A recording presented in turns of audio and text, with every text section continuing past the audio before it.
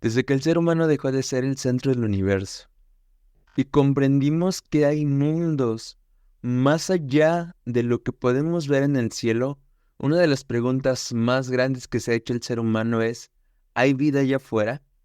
El día de hoy, en el marco del Día Internacional de la Astrobiología, está con nosotros el doctor Roberto Vázquez para hablarnos de vida en otros mundos. Hola, soy Vicente Fiesco y estás escuchando Educosmos. El día de hoy estoy muy honrado, pues para cerrar con broche de oro esta tercera temporada, está con nosotros un doctor que es uno de los investigadores más grandes que hay en México. Tuve el honor y el gusto de ser su alumno en un curso que ofreció la UNAM hace apenas un año más o menos. Y es para mí un honor en verdad recibirlo para hablarnos en este marco de la astrobiología al doctor Roberto Vázquez. Doctor, muchísimas gracias por estar en esta temporada de Cosmos, cerrando con broche de oro. Vicente, es un placer y es un placer trabajar en tu proyecto de Educosmos. Y bueno, todo este tipo de cosas, como tú lo mencionas, siempre han sido atractivas para la gente. Nos llaman la atención pensar en la posibilidad de vida fuera de la Tierra. Y pues es un honor para mí también estar aquí contigo. Doctor, pues vamos a hablar acerca de vida en otros mundos, pero creo que no podemos empezar hablando de vida en otros mundos si no comprendemos este concepto que a veces es tan filosófico, es tan complejo de definir. Y el día de hoy le quiero hacer esa pregunta. ¿Qué es la vida? ¿Qué entendemos nosotros como vida? Híjole, la vida es algo bien complicado. Incluso los biólogos expertos tienen problemas para definir la vida. Cuando uno, como ciudadano normal, piensa en lo vivo y lo no vivo, pareciera que es algo muy sencillo, ¿no? Dices si tiene patitas, si tiene colitas, si se mueve, si es una plantita que es verde. Aparentemente la vida es muy sencilla. Sin embargo, si ya nos vamos a asomarnos al microscopio y vemos una gota de agua de algo que aparentemente no tiene absolutamente nada, ves un montón de organismos y ya no sabes claramente si en tu concepto de animalito va a entrar esa cosa que se está moviendo o en tu concepto de plantita entra otra cosa que no le ves ni raíz, ni hojas, ni tierra, ¿no? Entonces, la vida es algo complicado. Hay algunas definiciones que nos han hecho. Yo me acuerdo que la doctora Lynn Margulis, que fue pues una de las biólogas más importantes, yo creo que del siglo pasado, decía que la vida es un proceso. Entonces, decían, no tratemos de definir la vida como algo, como algo cosificable, sino más bien como un proceso en el cual cuando se interrumpe ese proceso es cuando se interrumpe el proceso del ser vivo, ¿no? En astrobiología usamos el concepto de ser vivo, no tanto de vida, porque es muy complicado. Y decimos sistema capaz de reproducirse, de mutar, de reproducir sus mutaciones, de aprovechar y transformar la energía de su entorno y de controlar su medio interno para conservar su identidad. Y entonces ya si te pones a pensar y dices, o sea, estamos tratando de cuidar, no decir muchas cosas, ¿no? Porque luego hay varios conceptos, el concepto termodinámico, el concepto de evolutivo, varios conceptos, ¿no? En cambio, si decimos, bueno, ¿qué es un ser vivo, no? Entonces ya como que vamos poco a poco tratando de limitar a eso que pretendemos encontrar en otros sitios. La NASA también tiene otro sistema. Dice la NASA, la vida es un sistema autosustentable y capaz de evolución darwiniana. Y la evolución darwiniana es la de la selección natural. Entonces, cuando tu medio ambiente, cuando otro tipo de cosas externas a ti influyen en cuáles son los seres vivos que van a tener una mayor capacidad para reproducirse y para reproducir esas mutaciones en generaciones siguientes. Ya tenemos entonces una idea de qué es un ser vivo, pero ¿qué es necesario para que exista vida en un planeta? ¿Cuáles son las condiciones necesarias para la vida? Cuando nosotros vemos nuestro planeta Tierra desde fuera, que vemos esas fotos bien bonitas que ponen los astronautas, una cosa que llama la atención muchísimo cuando lo comparamos con los demás planetas del sistema solar, pues eso es lo azul del agua, ¿no? Entonces, como que resulta súper evidente que una de las cosas que distingue a la Tierra de los demás planetas del sistema solar, pues esa cantidad tremendísima de agua que tenemos. Entonces, el agua líquida en particular, o la existencia de agua líquida en particular, es súper importante porque todos los procesos biológicos utilizan el agua líquida para su metabolismo. Entonces, es muy importante la presencia, la existencia de agua líquida en algún lugar donde pretendemos que pueda existir vida. La otra es que todos los seres vivos todos los seres vivos de nuestro planeta, porque son los que conocemos, estamos hechos de unos cuantos elementos químicos que son fundamentales para lo que sería la estructura de nuestro DNA o ADN. El ácido desoxirribonucleico, que es esa molécula gigantesca que luego dicen que si la desbaratas puede medir varios metros, ¿no? Esto está formado por varios modulitos, ¿no? Que están a su vez formados por unos cuantos elementos químicos, los que les llamamos CHOMPs. O sea, carbono, hidrógeno, oxígeno, nitrógeno, fósforo y azufre. Entonces, esos elementos CHOMPs, más uno que otros elementos que nos han ayudado, que sabemos que nos ayudan en nuestro proceso de vida, nuestra nutrición, nuestro crecimiento, los 20 aminoácidos y tal, son los que son fundamentales para la vida. Entonces, imagínate un planeta donde pueda haber agua líquida, pero no existan estos elementos o no existan en la abundancia correcta. Entonces, posiblemente puedas tener una gran piscina sin seres vivos. Y la otra es, imagínate un planeta rico en todos estos elementos, pero que no tenga el agua líquida que le va a servir para que haga su metabolismo. Entonces, pareciera que por ahí esos son los ingredientes que andamos buscando cuando decimos puede o no puede haber vida en tal o cual lugar. ¿Y cómo es que se genera la vida en el planeta Tierra? ¿Cómo es que surge esta idea? Porque tenemos una idea de que salimos del agua, de que lo que mencionaba de Charles Darwin, pero ¿cómo se genera la vida aquí en la Tierra? Mira, hay varias ideas respecto al origen de la vida. Una de ellas efectivamente tiene que ver con el charco que decía el Darwin, ¿no? O sea, donde, digamos, haya la química suficiente, pero también las condiciones externas de temperatura, de presión, para que en esos laguitos haya ciertas reacciones químicas. Hay todo un rollo de evolución química que traen algunos grupos que desarrollan eso, en el cual te enseñan una familia, un linaje de procesos químicos que se tienen que llevar a cabo y al final de cuentas empiezan a armar las moléculas precursoras de la vida.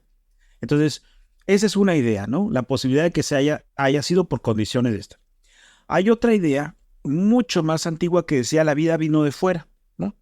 Entonces, si la vida vino fuera de la Tierra, que es lo que se llama la teoría de la panspermia, entonces posiblemente aquí estaba todo el caldo listo para el cultivo y entonces nos llegaron los elementos de fuera.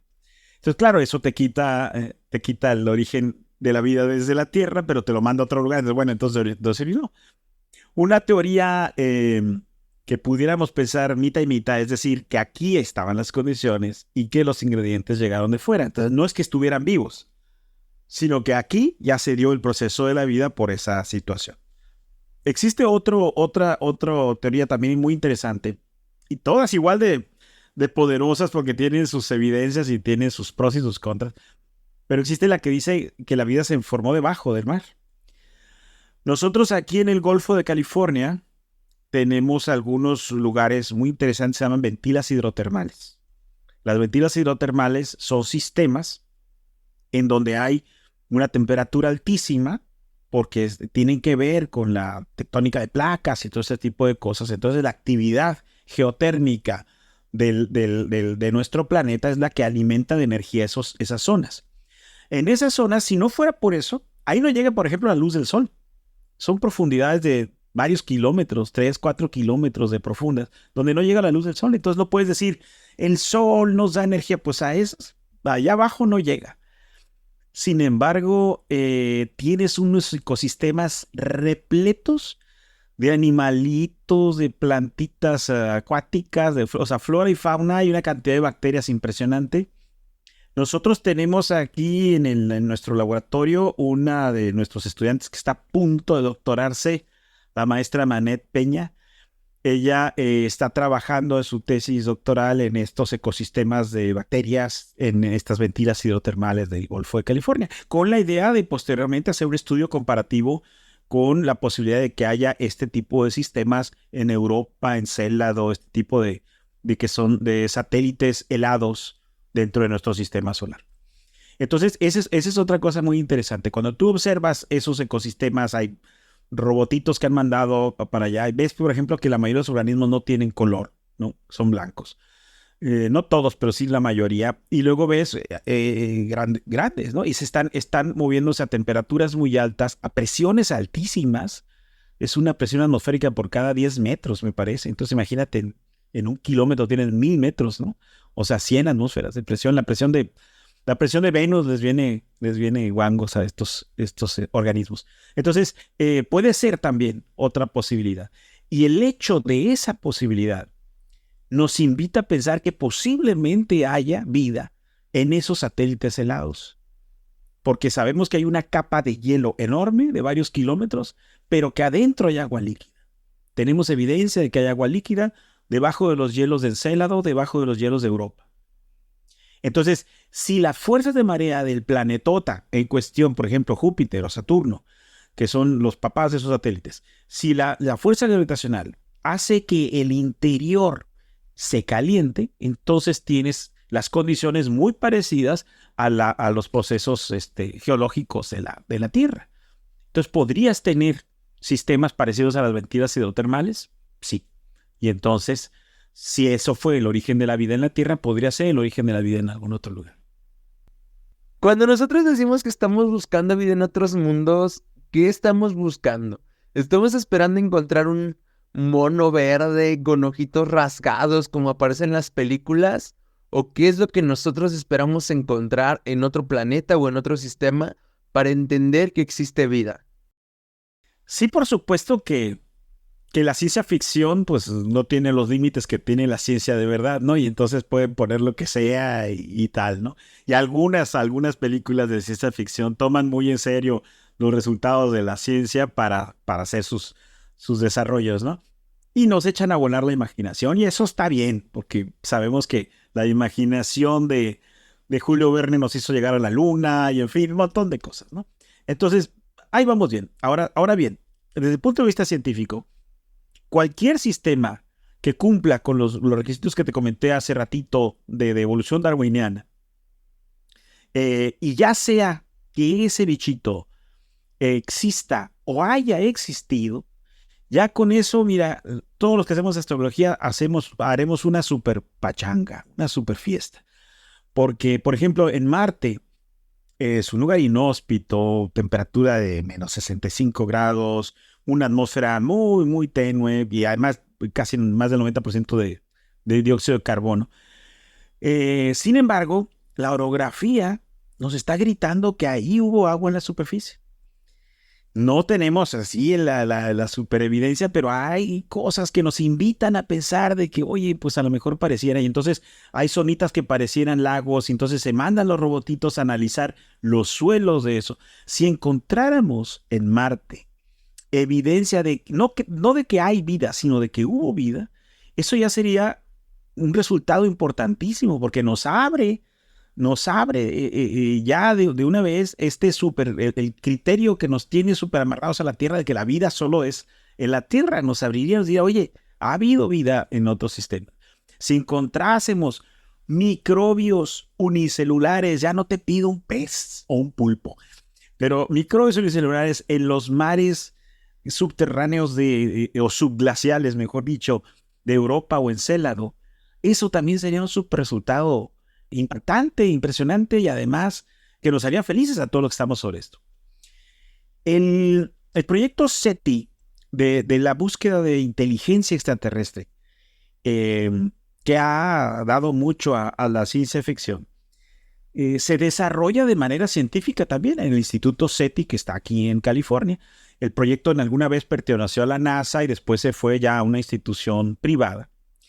Pero hay grupos en otros lugares del mundo, en universidades, que trabajan en este proyecto de la búsqueda de inteligencia. Eso está muchísimo más complicado. Sin embargo, hay que encontrar un planeta con vida inteligente como la nuestra. Sería muy difícil si no tiene esa inteligencia un desarrollo mínimo tecnológico. Que en astrobiología le decimos vida inteligente. Suena muy feo lo que voy a decir, pero decimos vida inteligente en astrobiología cuando es capaz de comunicarse fuera de su planeta. Entonces, eso está feo, ¿no? Porque decir, por ejemplo, que los griegos no eran inteligentes, los mayas no eran inteligentes, o así, ¿no? Los árabes que conquistaron toda Europa en aquel tiempo, pues era gente bien inteligente, solo que no tenían la tecnología para esto, ¿no? Ni Da Vinci, ni toda esta gente. Entonces, claro que es una definición, es un concepto nada más tecnológico. Es decir, si tienes la capacidad de comunicarte fuera, entonces imagínate que estaría en alguno de esos sitios los individuos, igual que nosotros, emocionados por buscar vida afuera. Entonces, eso es lo que aumentaría la posibilidad de encontrarnos, no encontrarlos por casualidad. O sea, yo con un telescopio ir y mandar mi nave espacial a no sé dónde y ahí ver a los seres vivos, eso sería, seres vivos inteligentes, eso sería muy complicado. Sin embargo, si esas civilizaciones intentan comunicarse, pues a lo mejor algo podría existir.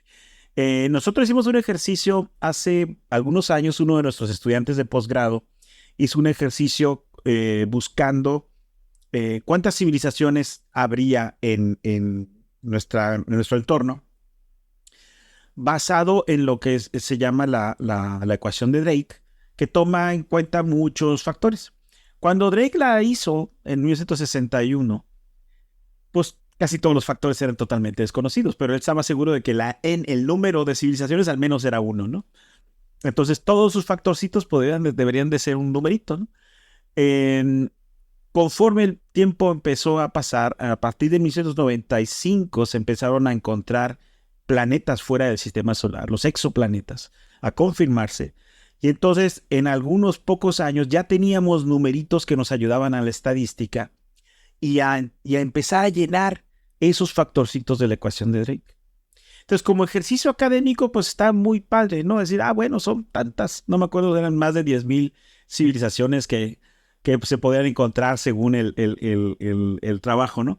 Pero luego ya cuando se pone las mejores tecnologías que tenemos de comunicación nosotros, resulta que era imposible comunicarnos con nadie al momento en el que estamos, ¿no? Entonces, fue un ejercicio académico simplemente tomando en cuenta los que se tienen, ¿no? No era con la intención de ir a buscar extraterrestres ahí con nada. Pero, digamos, son problemas que nos tienen pensando. Y a otros grupos, hay un grupo de Berkeley muy importante que también está trabajando en esto y otros que toman en cuenta otras cosas. Por ejemplo, se dice que en el caminar de nuestro desarrollo tecnológico hemos lanzado contaminantes al espacio, al aire, ¿no? Y entonces alguien dice, eso quiere decir que a lo mejor para buscar una civilización inteligente, o sea, una civilización tecnológica, tenemos que buscar la basura, ¿no? Tenemos que buscar esos contaminantes en sus atmósferas para poder decir, mira, ahí deberían estar haciendo algo. Parece ilógico pensar que algo tonto le demuestra al mundo que somos inteligentes, ¿no? Pero son las opciones que está viendo, ¿no? En verdad que me ha roto la cabeza, me ha roto esquemas esto que acaba de decir, porque nunca me había puesto a pensar que quizá los griegos, quizá los mayas, quizá los mexicas no eran considerados bien inteligentes, porque no tenían la capacidad de tener contacto con un sistema fuera de su hábitat o de su lugar de residencia. Entonces sí ha cambiado como mi perspectiva acerca de qué entendemos nosotros como vida inteligente. Sí, eso que dices es bien interesante, ¿no? O sea, uno hasta bromea con ese tipo de cosas. O sea, considerar que los mayas, los egipcios, o que no eran inteligentes, y esto, espérame, ¿no? Pues todas las construcciones que hicieron y tal. Pero para el punto de vista del contacto entre civilizaciones, pues no entrarían, efectivamente. Así es. Y además estamos súper sesgados porque todas nuestras películas. Yo supongo que también es por falta de dinero para producción, ¿no? Pero en la mayoría de las películas, todos los extraterrestres tienen una forma humanoide, ¿no? Entonces, es cuestión de ver tantito hacia nuestro planeta.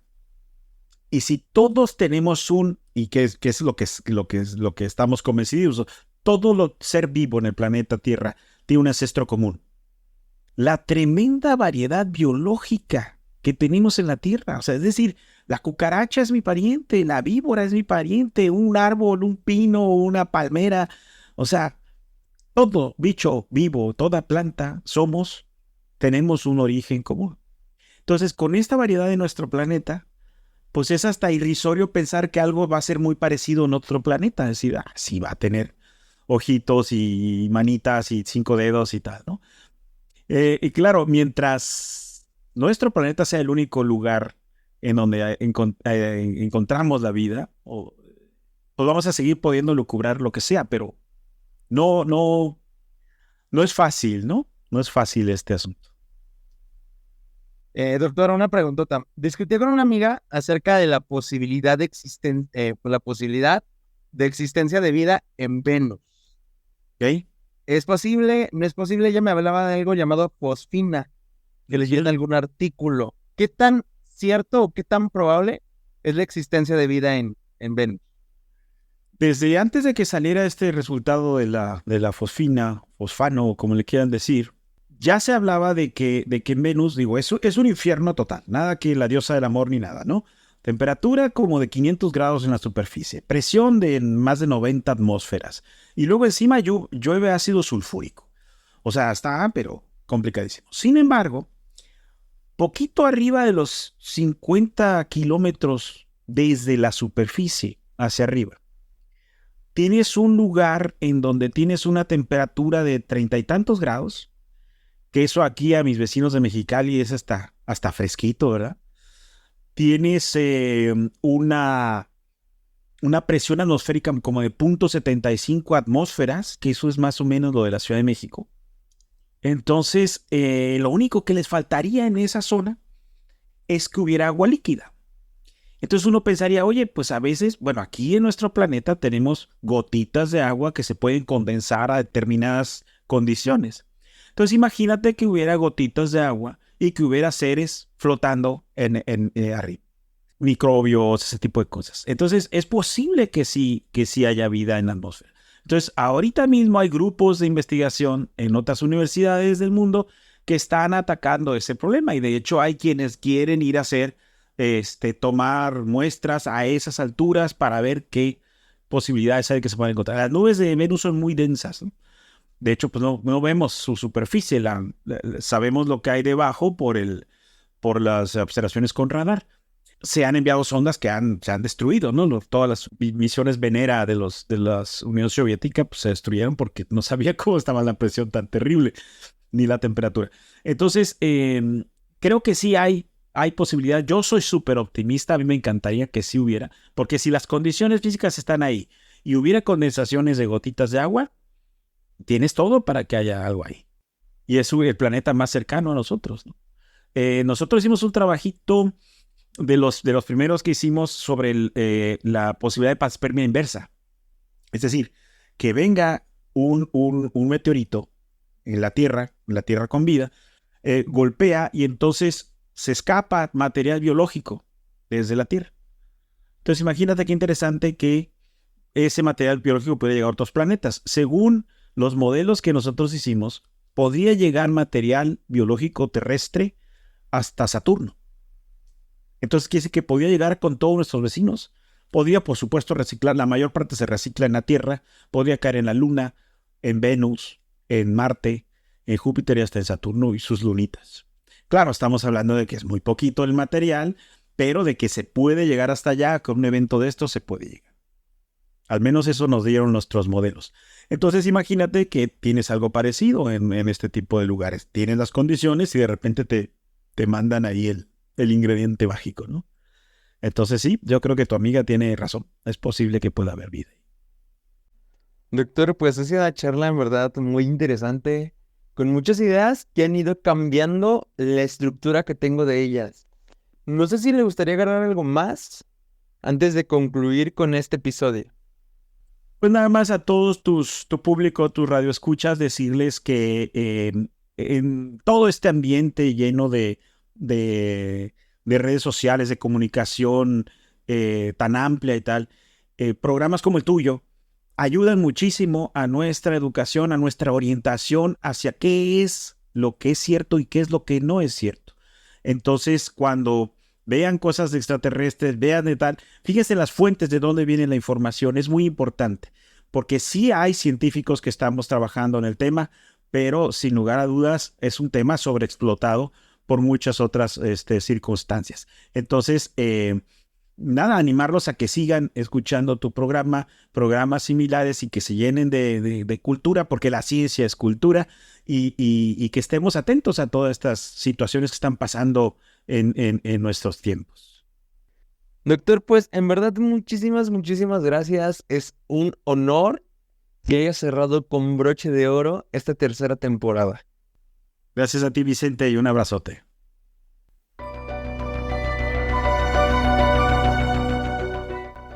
Muchísimas gracias por habernos acompañado en esta tercera temporada.